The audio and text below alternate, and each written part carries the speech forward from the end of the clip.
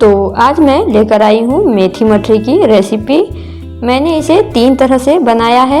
एक बार आटा गूंथकर, कम समय हो अगर आपके पास तो आप भी इस तरह से बनाकर स्टोर कर सकते हैं मेथी की मठरी। 3 तरह से मैंने बनाया है, तीनों ही बहुत ही क्रिस्पी और मज़ेदार बनकर तैयार हुई है। हाय एवरीवन, मैं हूँ रितु और स्वागत करती हूँ आपके अपने चैनल टेस्ट के शौकीन में।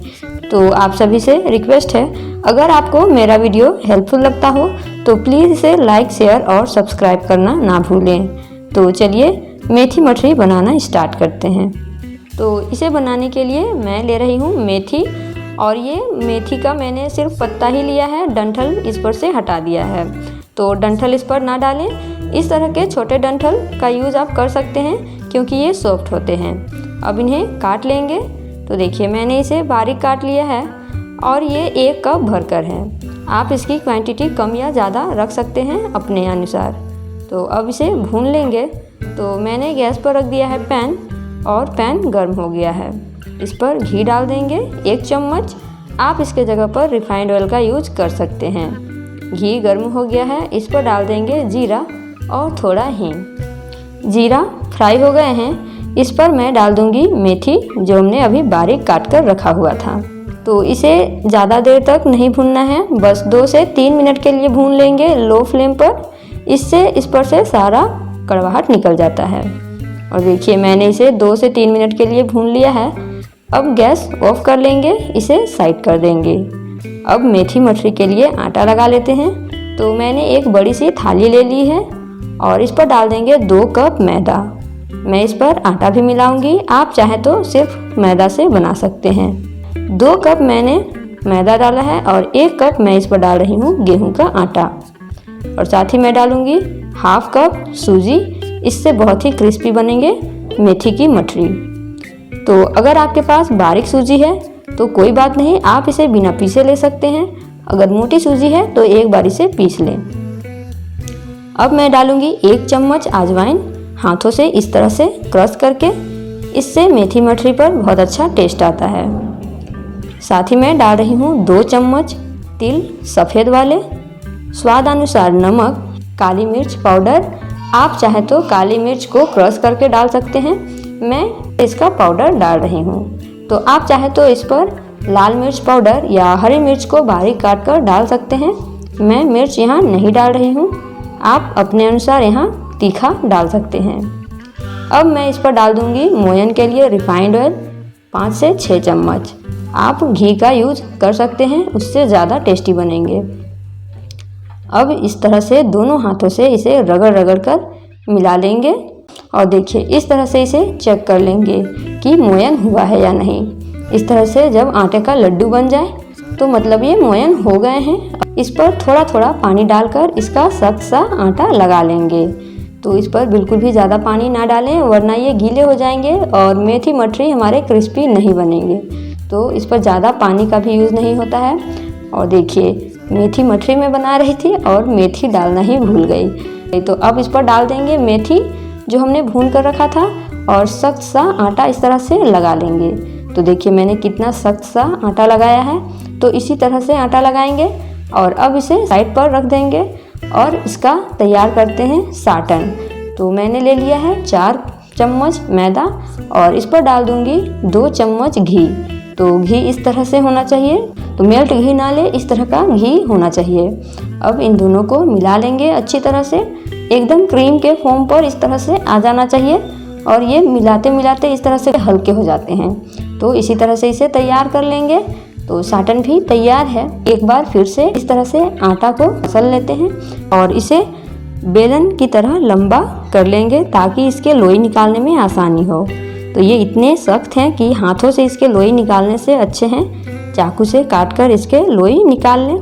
तो देखिए मैं इस तरह से चाकू से काट कर इसके लोई निकाल रही हूँ। और अब इस पर से एक लोई लूँगी और बाकी को ढककर रख दूँगी। हाथों से इस तरह से दबा लेंगे और इसे बेल लेंगे। तो बेलने में तेल या मैदा का मैं कुछ भी यूज़ नहीं कर रही हूँ, इसे बस ऐसे ही बेल रही हूँ क्योंकि ये इतने सख्त हैं कि आराम से ये बिल जाते हैं। इस पर आटा या तेल लगाने की ज़रूरत नहीं पड़ती है।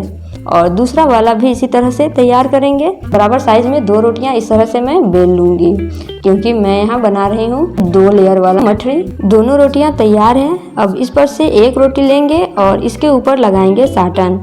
अंगुलियों से सभी तरफ बराबर फैला लें इस तरह से। बहुत ज़्यादा लगाने की ज़रूरत नहीं है, बस हल्के हल्के सभी तरफ इस तरह फैला लेंगे अंगुली से।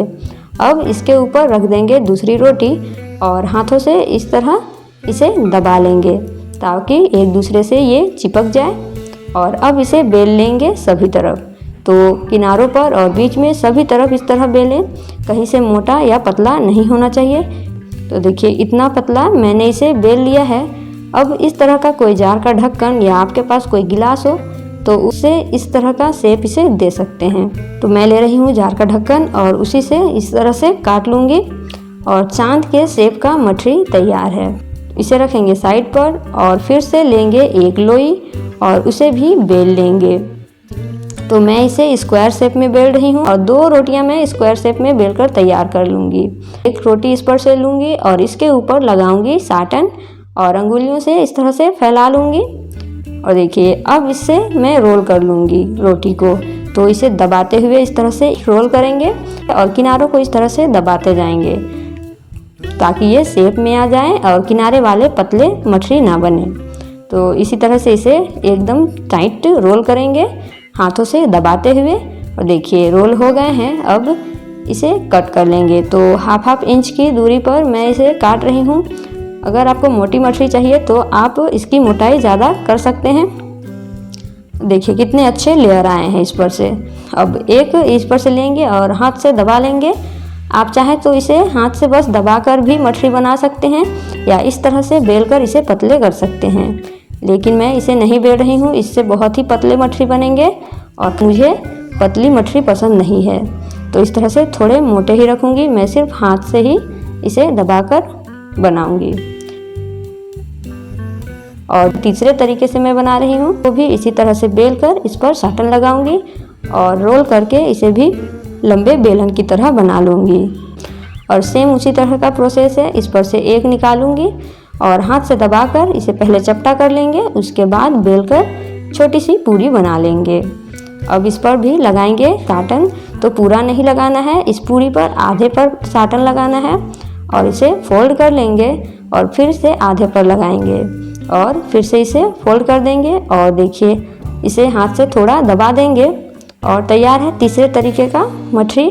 और ये सबसे ज़्यादा पसंद है मुझे। ये बहुत ही ज़्यादा क्रिस्पी बनती है क्योंकि ये 4 लेयर वाला बनकर तैयार हुआ है। तो चलिए 3 तरह के मठरी तो तैयार हैं। अब इसे फ्राई कर लेते हैं। तो इन्हें फ्राई करने के लिए मैंने गैस पर रख दिया है तेल और तेल गर्म हो गया है।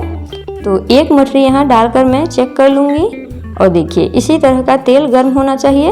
अब मैं डाल दूँगी बाकी मठरी को। तो मैं पहले बना रही हूँ चांद वाले मठरी और ये बहुत ही अच्छे बनेंगे। ये मैंने डबल लेयर वाला बनाया है। सभी को इस पर डाल दूँगी। तो ज़्यादा मठरी एक ही बार में ना डालें, इससे लेयर नहीं खुलते हैं। और यही गलती मुझसे हो गया, मैंने एक ही बार में सारा मठरी यहाँ डाल दिया। तो इसके लेयर, सभी मठरी के लेयर अच्छे से नहीं खुल कर आए थे, लेकिन फिर भी लेयर तो खुले ही हैं कोई कोई मठरी के। और देखिए मैंने इसे लगभग लो टू मीडियम फ्लेम पर 6 से 7 मिनट के लिए फ्राई किया है। और इससे ज़्यादा देर तक इसे फ्राई ना करें वरना ये थोड़े कड़वे लगने लगते हैं। और देखिए चांद वाले मठरी तैयार हैं फ्राई होकर। कितने अच्छे इसके लेयर खुलकर आए हैं आप देख सकते हैं। तो कम ही फ्राई करें, एक ही बार में ज़्यादा मठरी ना डाल दें, इससे सभी मठरी पर लेयर खुलकर नहीं आएंगे। हो सकता है कि ये टूट भी जाएं। तो कम ही फ्राई करें। चांद वाले मठरी तैयार हैं। अब गोल वाले मठरी में फ्राई कर लेती हूँ। तो इसे भी मैं डाल रही हूँ। तो एक ही बार में सभी मठरी को नहीं डालेंगे, इसे कम ही डालेंगे। तो मैं इसे 2 बैचेज में फ्राई करूँगी। तो मैं कम ही डाल रही हूँ और इसे भी लो फ्लेम पर फ्राई करेंगे, लो टू मीडियम फ्लेम पर। तो मेथी मठरी अगर आपके कड़वे लग रहे हैं तो इसका 2 ही कारण है कि आप मेथी मठरी को ज़्यादा देर तक फ्राई कर रहे हैं या फिर मेथी को आपने ठीक से भूना नहीं है।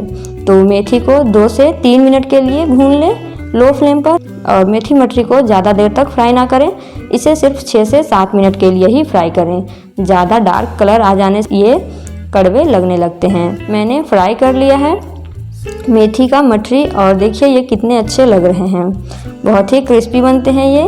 और अब बनाएंगे लास्ट में ये वाले मठरी, ये सबसे ज़्यादा अच्छे बनते हैं, मुझे तो ये बहुत ही ज़्यादा पसंद है क्योंकि ये 4 लेयर वाले बनते हैं और खाने में इतना ज़्यादा क्रिस्पी होते हैं। तो इसे भी मैं लो फ्लेम पर फ्राई कर रही हूँ और देखिए इसके लेयर कितने ही अच्छे खुल कर आए हैं, देखने में ये सबसे ज़्यादा अच्छा लग रहा है।